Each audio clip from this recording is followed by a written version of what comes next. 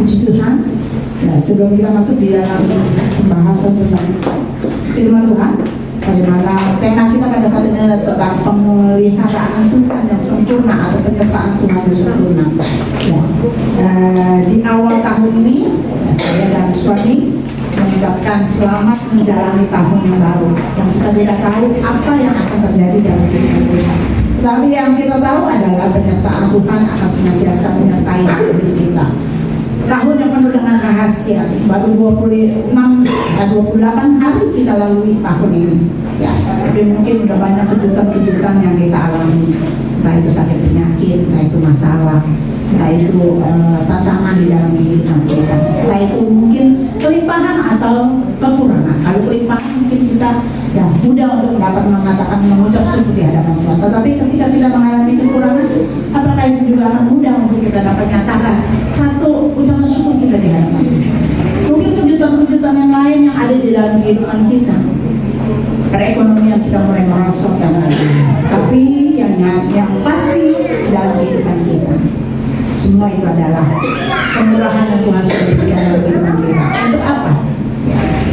Saudara-saudara Tuhan, kalau pada saat ini berbicara tentang pemeliharaan atau penyertaan Tuhan atau penyertaan Allah adalah suatu keyakinan bahwa Allah senantiasa menyayangi, yaitu peduli, memberkati, memperhatikan, memberikan berkat-berkatnya di dalam kehidupan kita, bahkan di dalam setiap ciptaannya di dalam dunia ini. Kita meyakini bahwa sumber segala berkat di dalam kehidupan kita, baik itu berupa makanan, pemberian kesehatan, mungkin kesuksesan yang kita nikmati, yang kita alami, yang kita rasakan di dalam kehidupan kita, baik itu segala sesuatu yang ada di dalam kehidupan kita itu merupakan satu pemberian Allah atau anugerah Tuhan, yang seperti pujian yang barusan kita nyanyikan di hadapan Tuhan.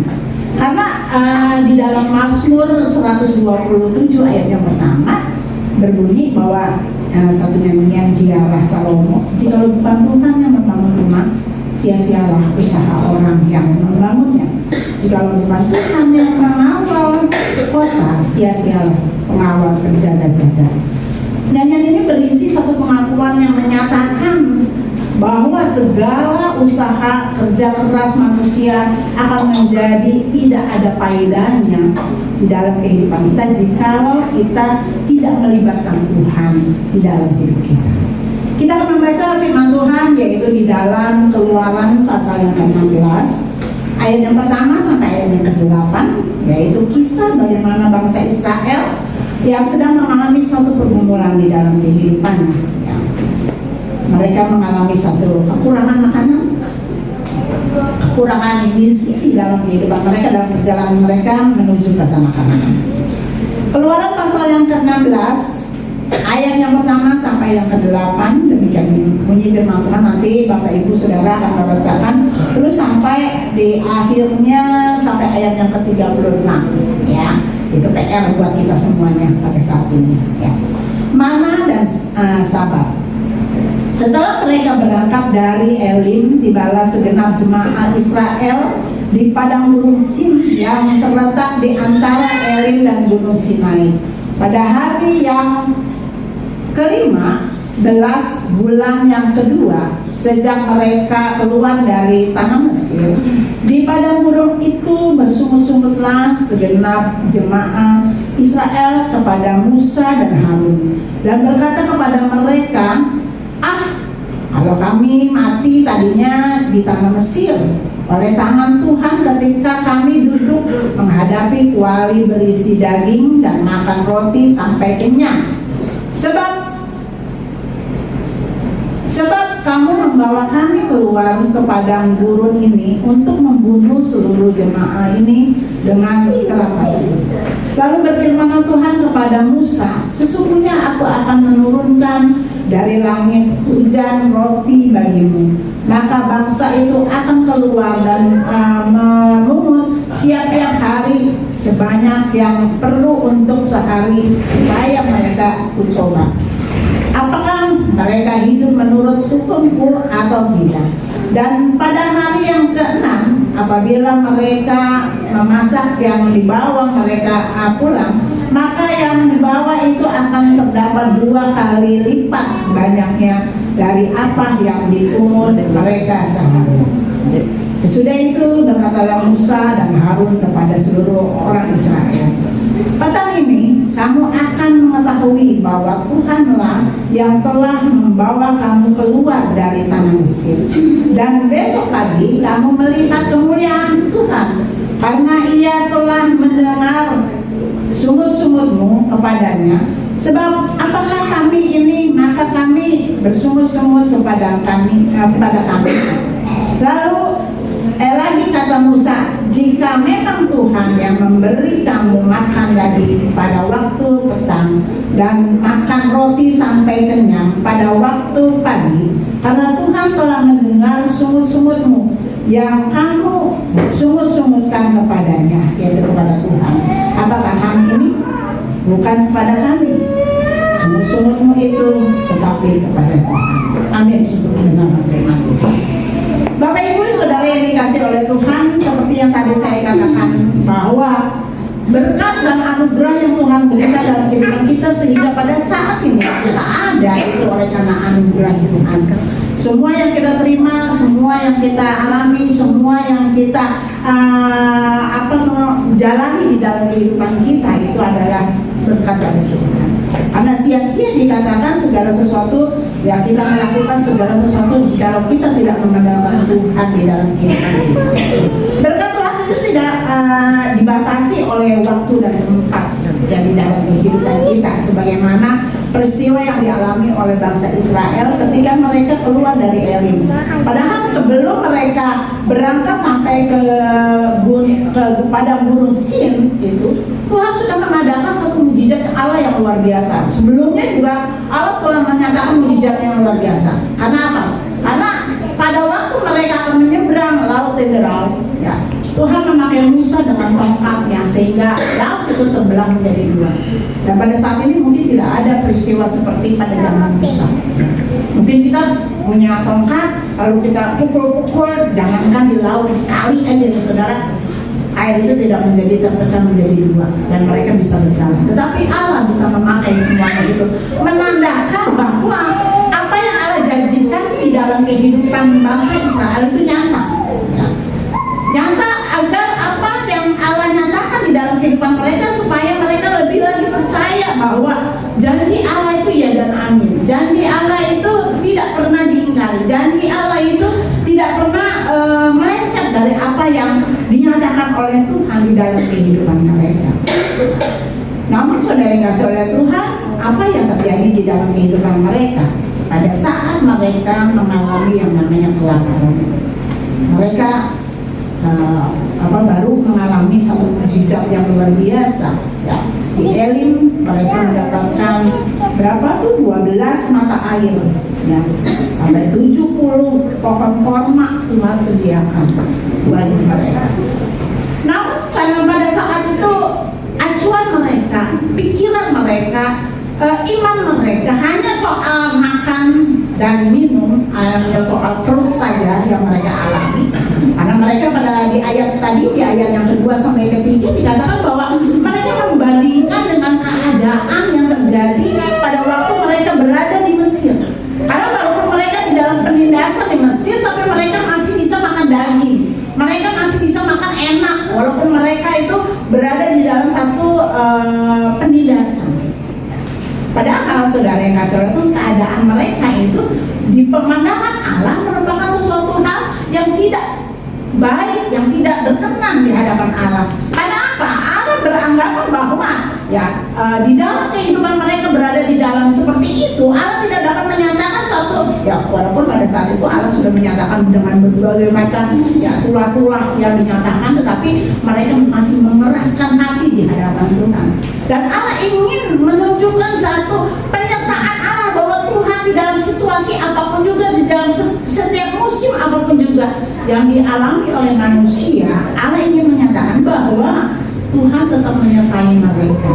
Tidak hanya dalam satu musim baik, tidak hanya dalam satu musim pergumulan, di dalam kehidupan kita itu kita mengalami yang namanya penyertaan Tuhan di dalam kehidupan kita. Sehingga pada saat itu, karena mereka memeraskan hati, mereka bersungguh-sungguh di hadapan Tuhan. Imbasnya adalah apa yang mereka sampai mereka bersungguh-sungguh, ya. Apa yang mereka dapat lakukan di hadapan Tuhan ketika mereka bersungguh-sungguh. Kenapa sih Tuhan membiarkan untuk mereka mengalami satu tantangan demi tantangan yang tidak pernah henti-henti di dalam perjalanan mereka untuk ke tanah Kanaan? Padahal pada saat itu Tuhan sudah berjanji bahwa di tanah Kanaan akan berlimpah-limpah air dan madu dan susu di sana. Artinya tempat Kanaan itu merupakan satu tempat perjanjian yang Allah berikan. Kadang-kadang saudara yang kasih oleh Tuhan di dalam kehidupan kita, dalam kita mengiring kepada Tuhan, yang kita ambil adalah kalau kamu percaya Tuhan, kamu akan berhasil. Kalau kamu akan percaya Tuhan, kamu itu akan mengalami keselamatan. Kalau kamu percaya Tuhan, kamu akan mengalami tidak menjadi ekor tetapi kepala. Yang kita ambil hanya itunya saja. Tetapi proses untuk kita tidak menjadi ekor tetapi kepala, untuk kita proses untuk kita memiliki satu kesuksesan di dalam kehidupan kita, untuk kita proses untuk kita meraih satu kebahagiaan seperti yang Tuhan nyatakan dalam kehidupan kita, itu yang seringkali kita abaikan. Kita seringkali hanya pengen kemana janji Tuhan. Tuhan mengatakan kalau saya percaya Tuhan, Tuhan kasih berkelimpahan, Tuhan kasih keberhasilan, Tuhan kasih hidup sehat. Nyatanya saya mengalami seperti ini. Saya sakit yang nggak pernah sembuh-sembuh. Saya mengalami pergumulan ekonomi yang tidak pernah pulih-pulih. Saya mengalami sesuatu ketidaksuksesan di dalam karir saya. Saya tidak mengalami segala sesuatu yang boleh dikatakan seperti orang-orang ya, yang punya mobil banyak, yang punya rumah banyak. Terus saya begini-begini aja. Seringkali kita mengukur hal-hal seperti itu tanpa kita melihat prosesnya. Sudahkah kita mengikuti prosesnya Tuhan di dalam kehidupan kita? Seringkali dalam hidup kita seringkali berbantah-bantah di hadapan Tuhan. Kenapa seakan-akan Tuhan tidak menyertai ya bangsa Israel yang perjalanan mereka ke tanah Kanaan? Yang pertama adalah bangsa Israel sering melakukan hal-hal yang tidak sesuai dengan apa yang Tuhan ingin di dalam kehidupan mereka. Padahal di dalam ayat yang pasal yang ke-15, ayat yang ke-25 sampai yang ke-26 di situ dikatakan bahwa Musa berseru-seru kepada Tuhan dan Tuhan menunjukkan kepadanya sepotong kayu. Musa melemparkan kayu itu ke dalam air, lalu air itu menjadi manis. Yang perlu kita perhatikan di sini adalah di sanalah diberikan Tuhan ketetapan-ketetapan dan peraturan-peraturan kepada mereka, dan di sanalah Tuhan mencoba mereka. Apakah peraturan dan ketetapan yang Tuhan berikan? Firman Tuhan di ayat yang ke-26. Firman-Nya, jika kamu sungguh-sungguh mendengarkan suara Tuhan Allahmu dan melakukan apa yang benar di matanya dan memasang telinganya kepada perintah-perintahnya dan tetap mengikuti segala ketetapannya, maka aku tidak akan menimpakan kepadamu penyakit manapun yang telah kutimpakan kepada orang Mesir, sebab aku Tuhanlah yang menyembuhkan engkau. Di sini dikatakan Tuhan akan membebaskan bangsa Israel, bahkan Dia tidak memberikan sakit penyakit seperti mereka alami atau orang-orang Mesir alami. Ada syaratnya saudara yang kasih oleh Tuhan yang harus mereka lakukan, yaitu mereka harus mengikuti aturan Tuhan. Apa yang menyebabkan mereka seringkali melanggar di dalam kehidupan mereka? Ya karena bangsa Israel seringkali berdua hati di hadapan Tuhan. Mereka percaya sama Allah Yahweh, tetapi mereka juga ketika mereka lihat orang-orang yang ada di sekitar bangsa-bangsa memuja Allah-Allah lain, mereka mudah terpengaruh. Mana yang lebih cepat untuk menjawab doa dia? Mana yang lebih baik nih di dalam kehidupannya? Mereka berdoa, Tuhan kan nggak kelihatan. Tuhan kan hanya berbicara sama Musa, sama kakaknya Harun. Ya Tuhan kan nggak berbicara dengan saya. Aturan itu kan hanya buat saya. Hal-hal itulah yang membuat bangsa Israel kurang mengalami yang namanya satu penyertaan Tuhan, sehingga mereka mudah untuk bersungut-sungut di hadapan Tuhan, mudah untuk dapat senantiasa melakukan segala sesuatu yang tidak berkenan di hadapan Tuhan. Karena apa? Karena mereka beranggapan bahwa seakan Tuhan tidak memperhatikan, Tuhan jauh daripada dirinya. Saya teringat dengan satu ungkapan yang terdapat di dalam Yesaya 59 ayat 1 sampai yang kedua. Di situ dikatakan, bukan Tuhan ya kurang panjang untuk menolong kita, tuli telinganya untuk mendengar segala seruan kita. Ada dua hal yang perlu kita perhatikan. Hal itu terjadi karena satu, adanya kesalahan yang kita lakukan. Yang kedua, adanya dosa. Kesalahan, perbuatan kita yang salah di hadapan Tuhan, dan dosa itu menjadi penghalang besar di dalam kehidupan kita untuk kita itu diberkati Tuhan.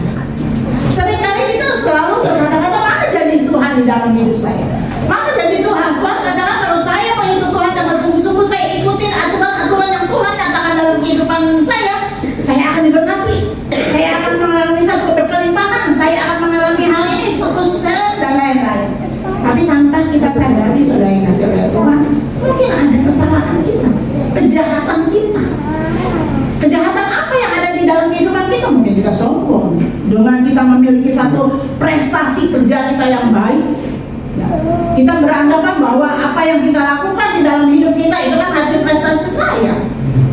Itu kan semua oleh karena kerja keras saya. Saya bisa sukses, saya bisa punya mobil, saya bisa punya fasilitas seperti ini, itu kan karena saya, bukan karena Tuhan. Akhirnya di dalam kehidupan kita merendahkan kuasa Tuhan dalam hidup kita. Kita merendahkan pemberi berkat dalam hidup kita. Padahal tadi firman Tuhan katakan, jika bukan Tuhan yang membangun kota, sia-sialah orang membangun. Artinya, kalau bukan Tuhan yang memberkati kita, kalau bukan Tuhan yang memimpin kita, kalau bukan Tuhan yang melindungi kita, kalau bukan Tuhan yang mengangkat kita, maka semua akan sia-sia. Dan yang kedua adalah dosa. Dosa apa? Kita menjadikan fasilitas-fasilitas yang Allah berikan dalam kehidupan kita itu menjadi berhala. Menjadi berhala, menomorsatukan apa yang Tuhan berikan, bukan menomorsatukan Tuhan di dalam hidup kita.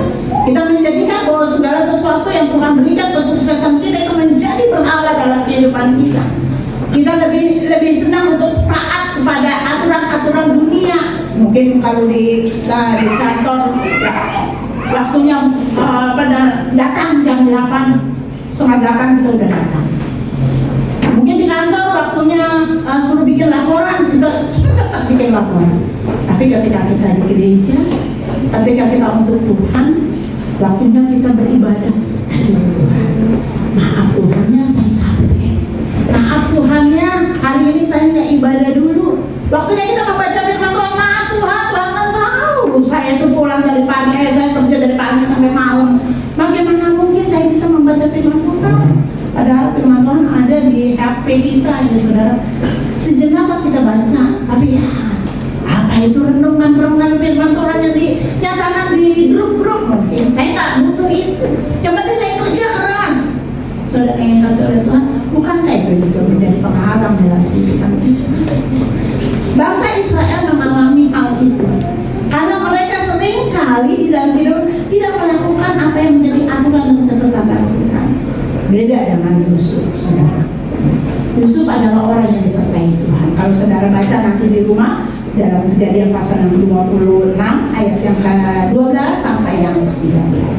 Bagaimana pada waktu Yusuf mengalami satu namanya kesulitan hidup di bangsa Filistin pada saat itu.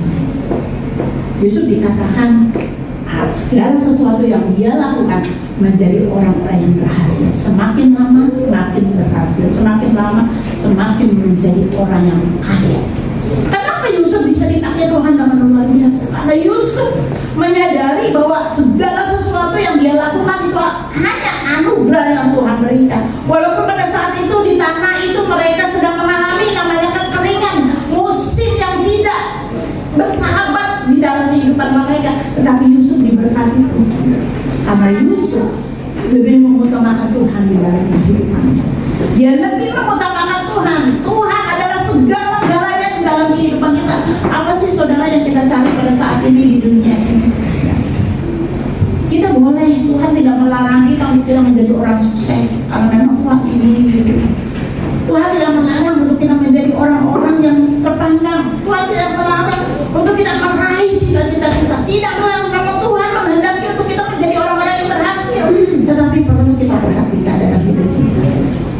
Jangan sampai keberhasilan kita menghalalkan untuk kita dapat berbuat jahat di pemandangan Tuhan. Jangan sampai segala sesuatu keberhasilan kita menghalalkan dosa meliputi dalam kehidupan kita, sehingga kita membutakan dengan segala bermacam-macam hal. Itu kan bagaimana kalau saya nggak begini, ya nanti begini. Padahal itu tidak sesuai dengan apa yang Tuhan ingin. Yang kedua, bangsa Israel menganggap rendah janji Tuhan. Kalau di dalam ayat yang ketiga, pasal 16 ayat yang ketiga B, di situ dikatakan,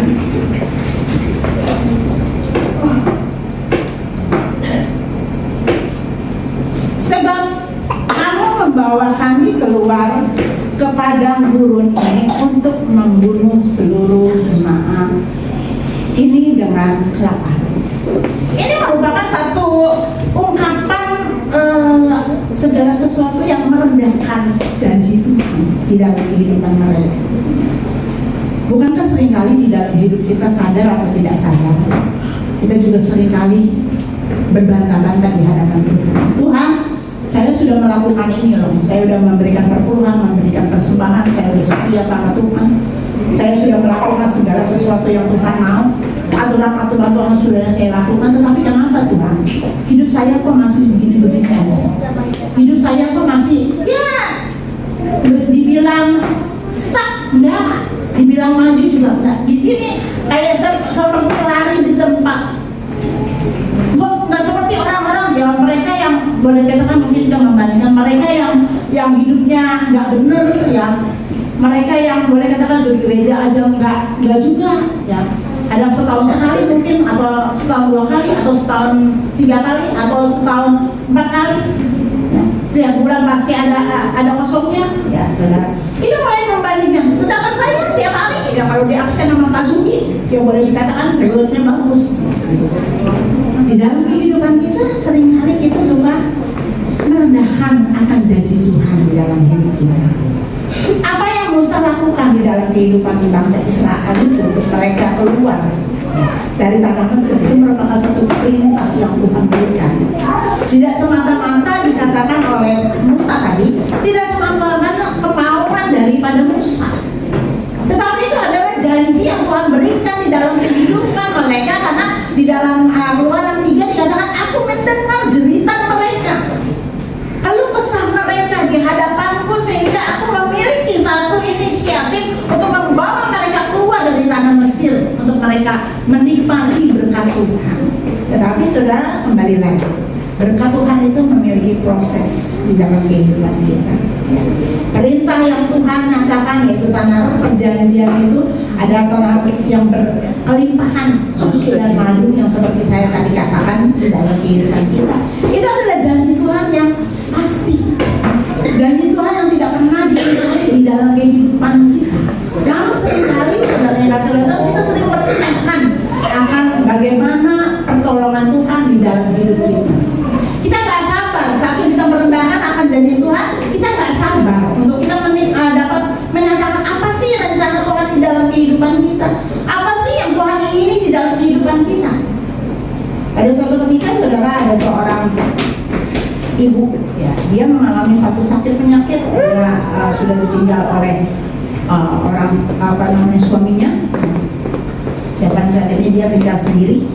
Anak-anaknya itu jauh-jauh semuanya, ya, beda iman dengan ini. Dia merasa sendiri. Pulang balik dia itu sakit jantung, ada sakit paru, ya, sakit lambung, sendiri di rumah.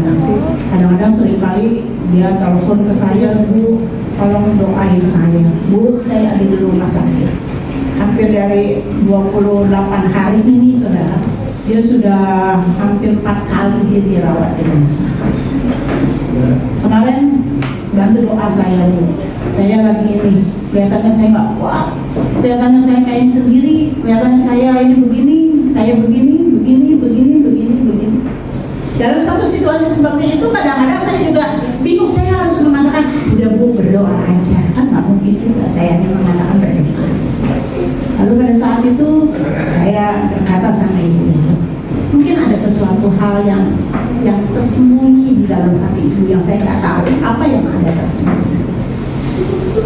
Kalau memang ibu masih memiliki yang namanya akal kepahitan, ya, saya nggak tahu ya, saya bisa ngomong seperti itu karena saya bingung. Saya katakan Tuhan, saya harus ngomong apa lagi nih sama ibu ini ya, supaya ibu ini bisa mengalami satu tidak bersungguh-sungguh terus di hadapan Tuhan.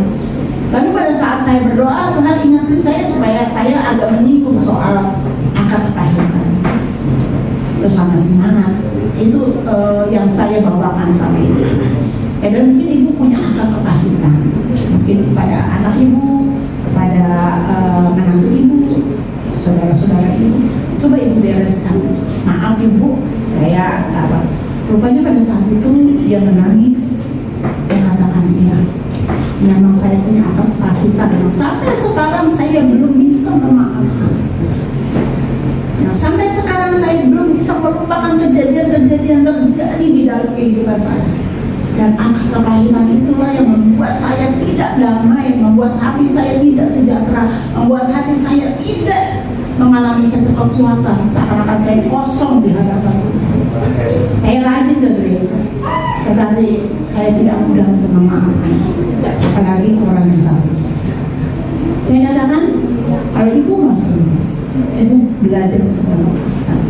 Saya membacakan satu ayat kebenaran firman Tuhan, yaitu tentang Mazmur 51 ayat 12, bagaimana Daud menyatakan satu ungkapan penyesalannya di hadapan Tuhan. Tahirkanlah hatiku Tuhan.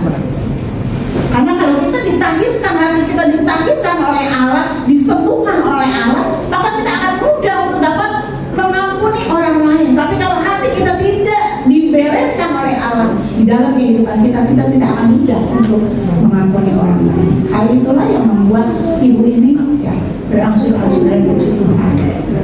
Kemarin itu dia berbicara sama saya, dia katakan puji Tuhan, saya baru mengalami kelegaan dari Tuhan. Saudara Tuhan, di dalam kehidupan kita kadang-kadang kita melewati musim-musim pergumulan di dalam kehidupan kita. Tapi percaya, janji Tuhan itu tidak ada. Saya bisa melihat atau kita bisa melihat contoh daripada janda Sarfat. Bagaimana pada saat masa kekeringan janda ini, saudara, dia seorang janda, tapi Elia datang kepadanya, buatkan aku roti.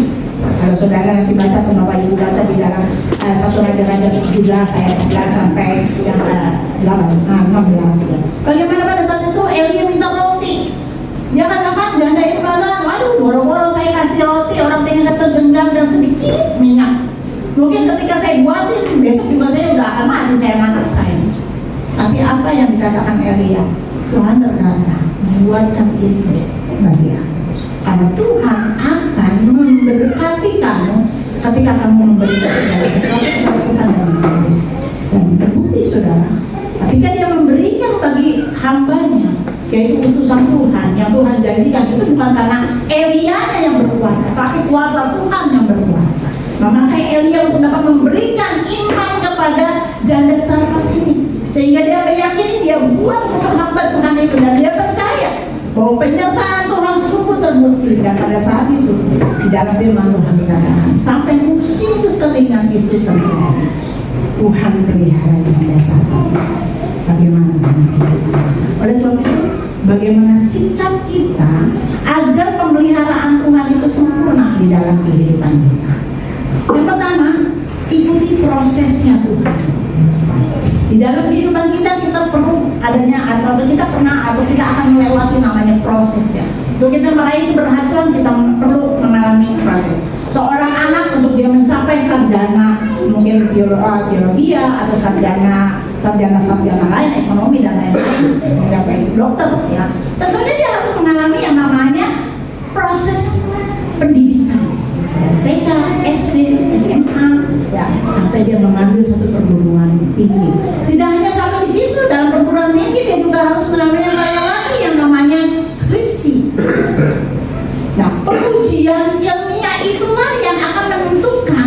bahwa dia selesai dan dia mendapatkan gelar di dalam hidupnya. Entah dia dokter, entah gelar dia insinyur, entah gelar dia SN dan lain-lain dan lain-lain. Kalau dia belum mencapai itu, dia tidak akan mendapatkan gelar. Ya, begitu pula di dalam kehidupan kita. Proses yang Tuhan berikan atau proses yang kadang-kadang di dalam kehidupan kita bisa melalui masalah yang kita hadapi, bisa juga melalui jawaban doa yang tidak sesuai dengan yang kita ingini, bisa juga melalui kerja keras yang harus kita kerjakan dan kita lakukan, ya sampai kita mungkin mumet, ya sampai kita mungkin lelah, sampai kita mungkin membutuhkan sesuatu hal energi di dalam kehidupan kita. Itu proses itu harus kita lalui dalam kehidupan kita. Kalau kita ingin disertai oleh Allah dalam hidup kita, kita harus mengikuti prosesnya Tuhan dalam hidup kita. Bahkan kita akan mendapatkan satu kesuksesan yang Allah berikan. Ternyata Allah sungguh terbukti dalam hidup kita. Yang kedua, melakukan apa yang Tuhan mau, bukan yang kita mau.